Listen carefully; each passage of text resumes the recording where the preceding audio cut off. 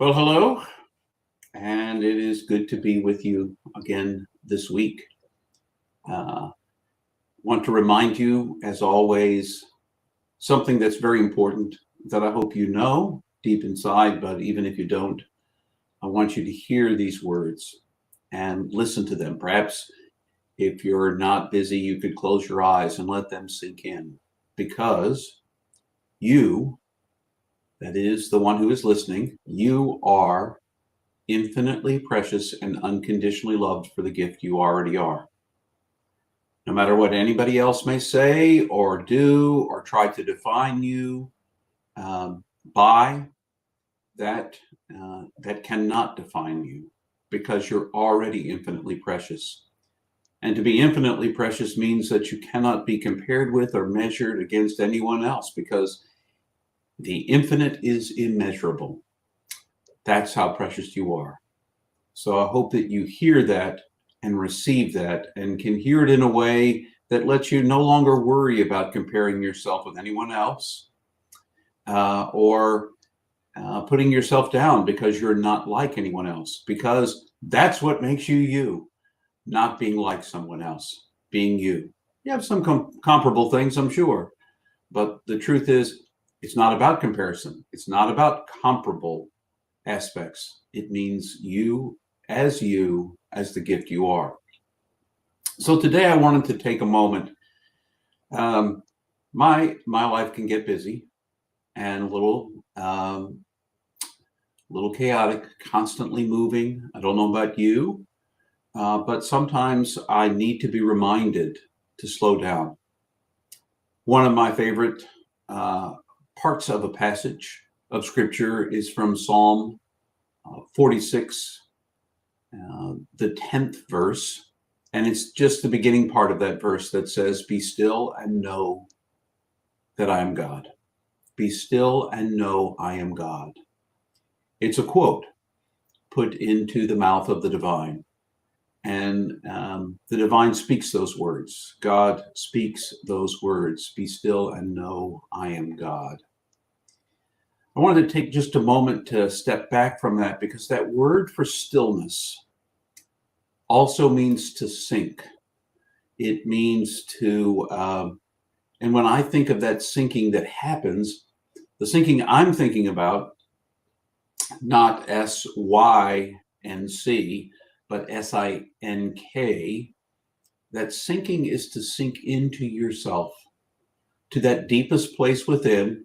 It requires that you actually be physically still, usually, at least to practice that way until you're ready to sink in to yourself. But you sink into that deep place within where there is calm, where there is peace. When I always heard "be still" before, I always thought it was about stop moving around, be calm.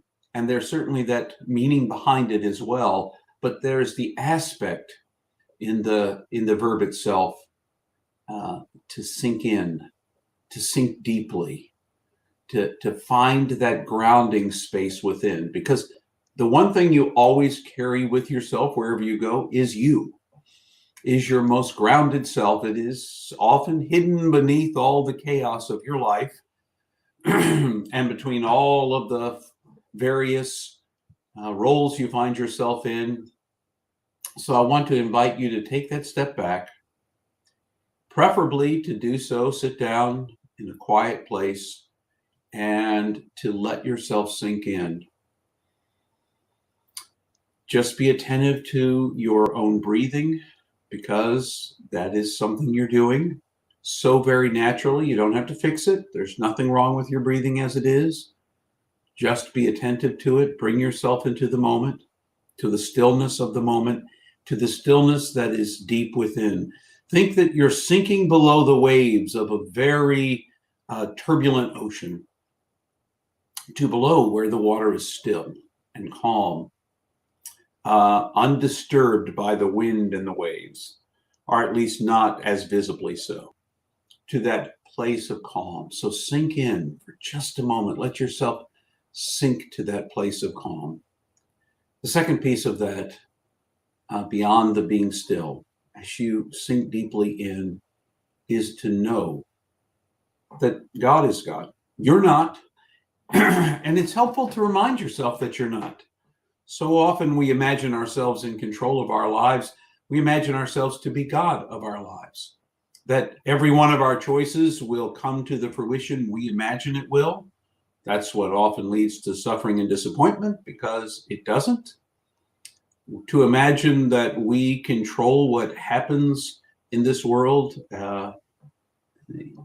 really the best we can do is receive what comes to us, and to do so peacefully, and then to choose how to respond to that which comes to us. But that's certainly not control. And to remember that God is God, that God is the one who is beyond your control, and that you're not God and not in control. And the kind of knowing is a very intimate knowing, a deep, deep knowing within you. So as you've sunk in to that quiet space within, to begin to know the truth that God is, and that perhaps in this moment, you can let that be enough. God is. Be still, sink in, and know in the most intimate way, in the deepest way within, that God is God. And to know that is to find the peace and the healing within. I love that word peace, because the word peace that we so often seek also can be translated in many of the biblical words as healing or wholeness, completeness. That part of this idea of peace is the becoming whole. To know that God is God, to be still in the face of God, is to find that still inner place of quiet. We live in very turbulent times.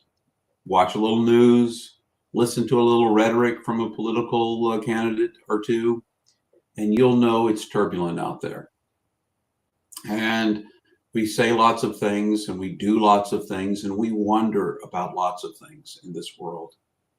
But what God, I believe, hopes for us and wants for us is that deep sinking within, that calmness that comes. Now, may I say something to you? This is in your court. You will find that peace. You can only begin to find that peace if you actually make the space to practice it for yourself. You don't have to believe me. Try it. And if the way I've suggested to you to try it doesn't work, don't give up, but try something else.